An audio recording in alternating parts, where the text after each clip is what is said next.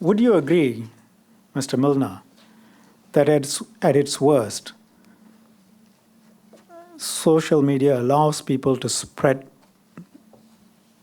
falsehoods and corrode democracy? Yes. Thank you. And I want you to be clear that we are dealing here with not shades of opinion, but deliberate online falsehoods, which are online.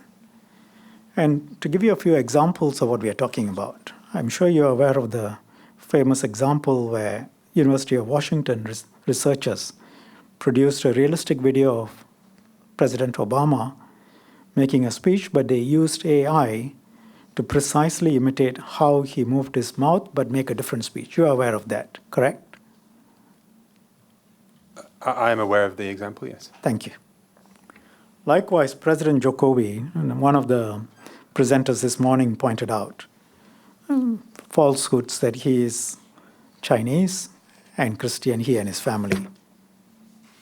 You can imagine the impact in a country where the Chinese and Christian population have not often held the highest public office, what such falsehoods can do.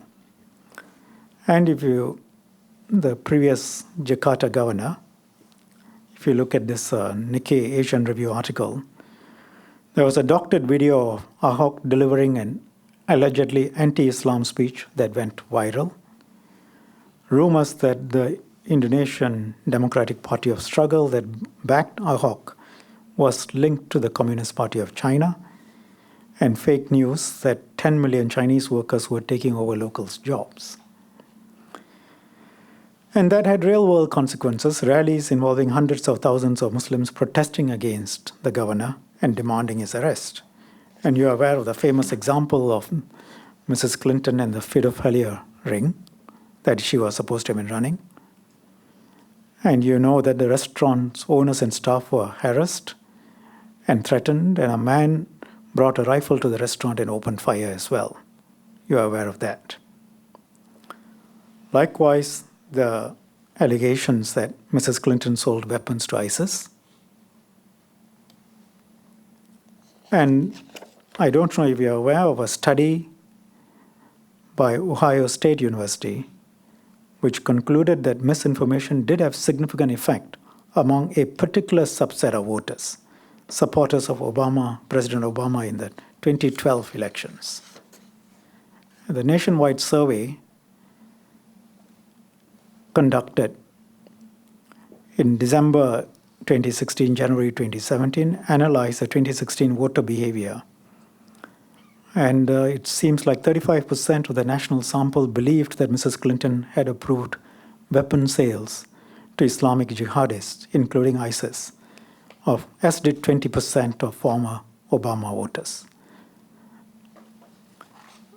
And that's one aspect. And of course, another aspect of DOFs are DOFs being multiplied through the mix of platforms using bots and avatars and targeted campaigns.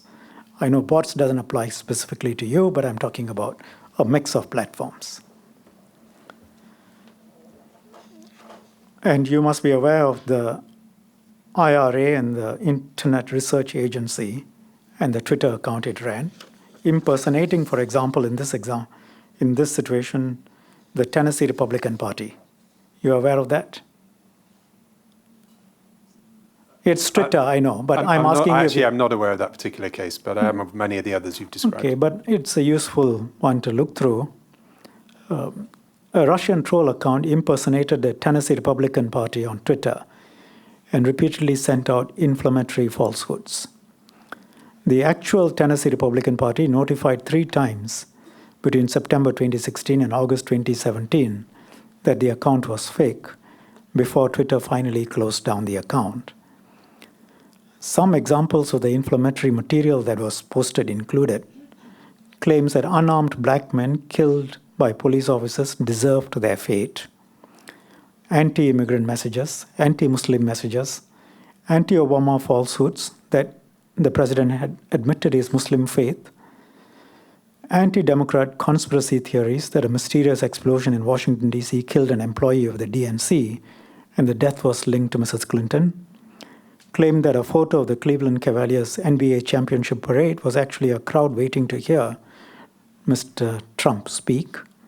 The fake account gained 152,000 followers, posted nearly 11,000 tweets and retweets.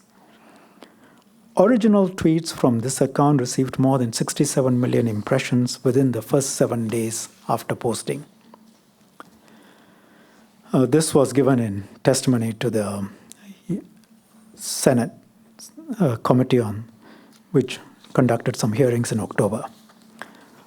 And you got to compare that to the markedly lower following for the authentic Twitter account of the Tennessee Republican Party.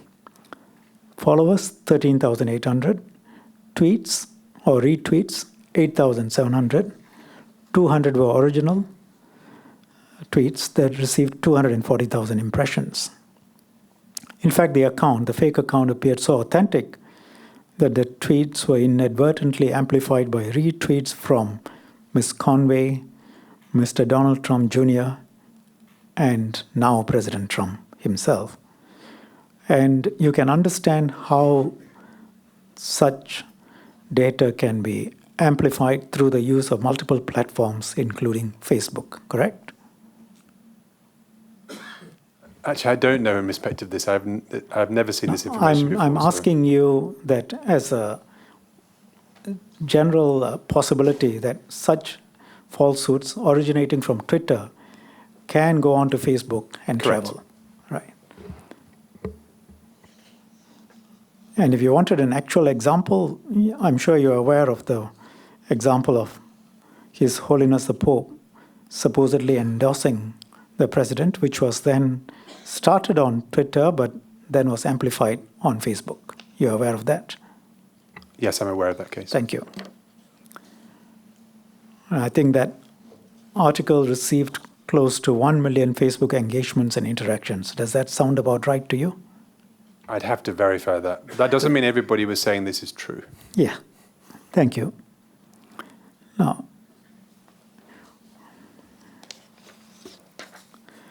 I also want to share with you and get your views, and anyone else on the panel, if you have any views, please let us know, how these sorts of sharing and resharing and cascading works. Just show you a couple of tables on the screen. Can we have the diagram up?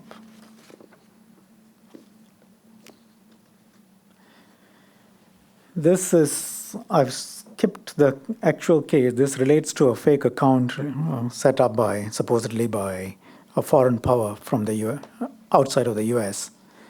And it cascaded information through these ways. The main question I have for you is, this wouldn't surprise you that information travels in this way. You agree? I really can't answer that because it's about Twitter. I think they should answer this question. Well, Please. I'm asking you a Please. broader question. No.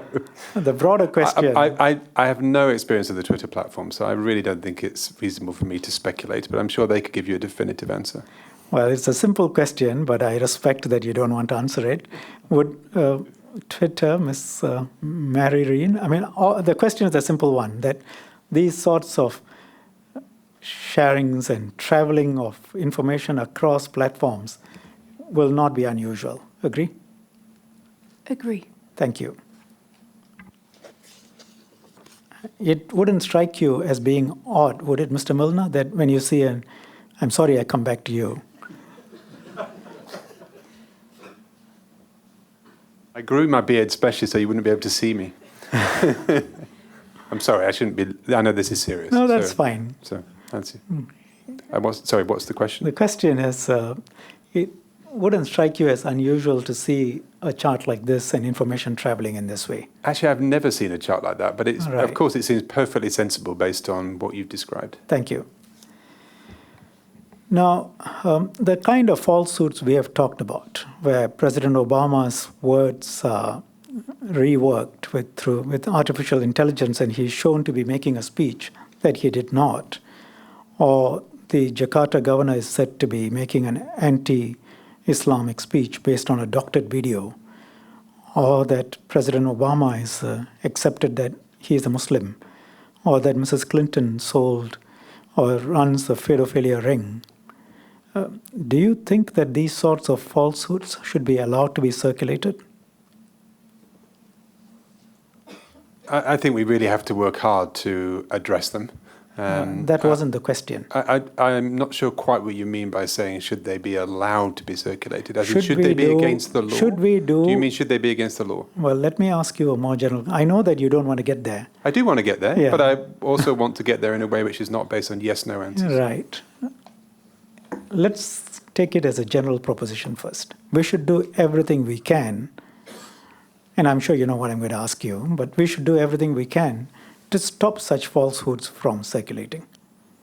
Would you accept that? I agree that they do not contribute to good, healthy public discourse, and therefore we should be doing everything we can to address them. And indeed, we are doing lots as a company, which we're happy to explain. In this case, when I said we, I included you, but was not specific to you. I meant you and us. Yes, I agree. I think it's a Thank shared you. responsibility. Thank you. But Facebook's position as of now is that you don't have a duty to take down these falsehoods, correct? It depends on, there are different examples there. Misrepresentation of someone, so if you like impersonation, absolutely. We don't allow impersonation on Facebook, and we will take down that content. What about an allegation that Mrs. Clinton runs a pedophilia ring? Is that something that you think you have a duty to take down? I think that is where you get into really. No, I just want- I do not think it's fair just to say yes or no to something like that. I'm afraid to say there are sometimes rumors that become the truth, and I'm absolutely not suggesting that's true in this case. But there are rumors that become the truth, and if we were to say you can't publish things which are untrue about Hillary Clinton, how do we know? Until somebody is able to help us in respect to that. So this is one of the really difficult things here. And some of the examples you're showing are the kind of things that no reasonable person would believe. But often these things are not as clear-cut as you're Well, suggesting. Mr. Milner, there are three parts to this. You are very anxious to answer questions that I haven't asked. I'm genuinely trying to help you rather than Well, just let give me simple, try and short help you answers. help me. Of course. Let Happy me try to. again. There are three parts to this. One, if they are falsehoods, should they be taken down? Two, let me finish. Two, how do you know they are falsehoods? And three, rumors can become or be shown to be true later on.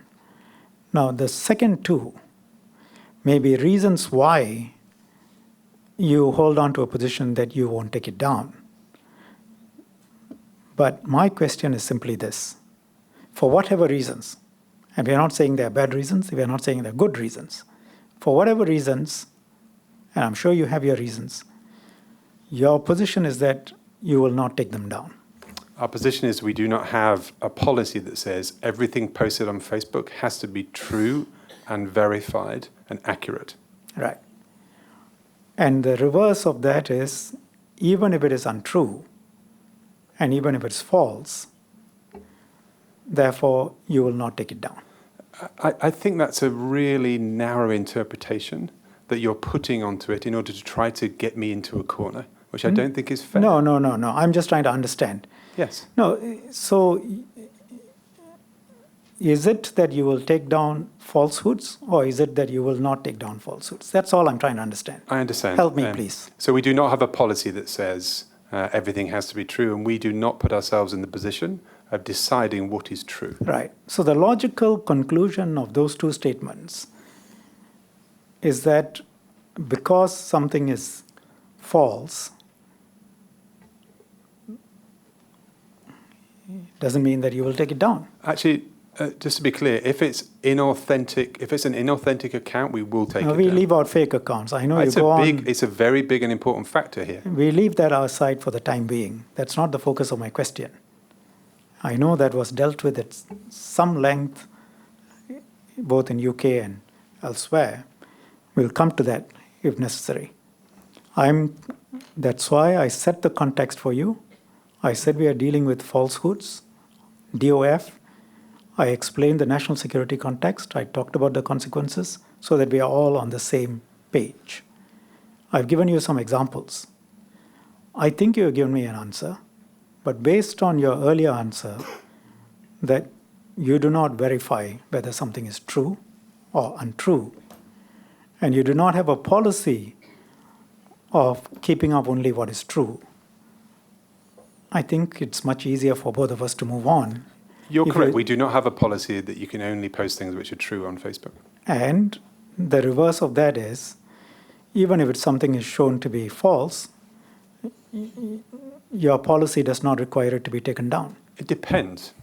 Okay. If it's shown to be false, for instance, through a court process and we get a court order, Right. then we can and will respect that court order. Okay, so that's helpful. So there's an interesting question about who determines what is false So and that what is is helpful. true. So if there is a court order, you will take down falsehoods? If we get a court order telling us that something is locally illegal, we will act on that court order. That wasn't my question. Let's keep to the specifics. If you get a court order that something is false, will you take it down? If we get a court order telling us that something is locally illegal, we will take it down. That's as far as I can go. That's as far as you can go.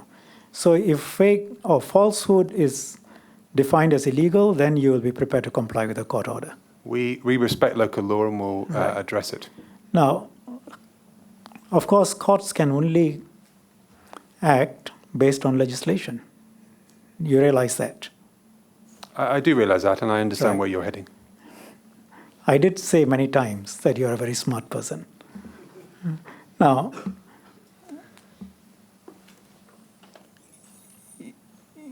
do you not realize then that the natural and logical conclusion, based on your policy that you will not yourself take down falsehoods unless there is a court order, combined with the fact that court orders can only be given pursuant to legislation, means that if a state wants falsehoods to be taken down, that can only be done through legislation vis-a-vis Facebook. I understand. So you know why? I You knew understand. all along. I understand why you reached that logical conclusion. What we are respectfully suggesting is that That word respect again. So the only time I've used it, respectfully suggesting that defining that law. And in particular, figuring out where do you draw the line in terms of really understanding what is a deliberate online falsehood as opposed to a non-deliberate online falsehood, or and there's a range of other things. And I know in terms of some of the expert witnesses you've had, including Carol Soon, who've talked about this incredible, this really quite broad spectrum of the types of things we're talking about here. How you define in law, and that's clearly a matter for you. We know you are more expert than us on this. How you define in law what is a DOF compared to what is not, we think is tremendously difficult. And Yes. therefore, hence our view that we're skeptical about that. But that doesn't mean we're therefore not doing anything about it. Right. So just because we do not have a policy that says everything on Facebook has to be true, so that we're not put in the position of being the arbiter of the truth, we are nonetheless taking lots of steps, as you've seen in our submission, as are other companies represented here, to address this issue, because we absolutely agree with the analysis that's been presented to this committee and that you have shared with us. This is a big problem. There are national security concerns. There are concerns about the fabric of society, including this multiracial, multicultural, multi-religious community of Singapore, which I'm delighted. 2 days ago, I got my employment pass. I'm now legal. I've seen this in action, You and mean I know you are a resident of this it's a country? real concern, and we absolutely share your concern. We know you have certain responsibilities, as do we. We're here to talk about all those, and we're just saying we're concerned about a rush to legislate, and that legislation which is enacted in haste can often be regretted at length. Yes. So that's what we're suggesting, is we just need to be really careful about how this gets done. And I'm sure, given the carefulness with which you've interrogated me today, you will be. That sounds more like a threat, but anyway. It was a genuine praise, genuinely respectful praise. Thank This is you. really hard, really hard. Lots of other policymakers are trying to grapple with it. What we want to do as a set of companies is explain what we are doing to play our part. And yes, we have all taken the view that actually trying to figure out how you make operable a policy that says you can only post things that are true Right. will be so hard that it's better that we focus on other things rather than try to do Well, that. I think if you define the problem that way, that you only post or only allow posting of what is true, then in some senses that's a straw man argument, because that's not how one will approach the problem. But let me come back to where I think there is common ground. Facebook, understandably, and I can understand the same is true of the others, don't want to be the arbiters of what is true and what is not true. But you will comply with legislation or a court order. So the real question and your concerns, not the real question, your concerns are how are we going to define this problem? That I'm going to take up a suggestion that you made earlier, that you are not as expert as the lawyers, and therefore leave it to the lawyers to come up with a solution on how you define the problem. But of course, in making it workable, because we do want you to have your business running and doing well, to make it workable, we will need to discuss with you, sit with you, and see how it works. And can I assume that we will have your cooperation in that exercise? Absolutely, I regard this as part of that. Thank you. But that doesn't mean necessarily because we think it's the best course of action. But I we understand the always caveats. want to be part of that dialogue. And look, not every country Right. operates in this way. Not every country is consultative. And so one of the things I've certainly learned from Mr. Tan, my colleague, who I know would love to talk more about what we're doing here in Singapore, is that Are you suggesting that I direct my questions I'd to love you him to, rather because than you? I think that actually one of the things about this country I've seen already in my short time here is Right. this is a place where we want to have a national dialogue about issues of real concern to the people of Singapore. You are the leaders. You've called us here to figure out how we can help you, and that's exactly what we want to do as you grappling with the problem, we're grappling with it at a global level.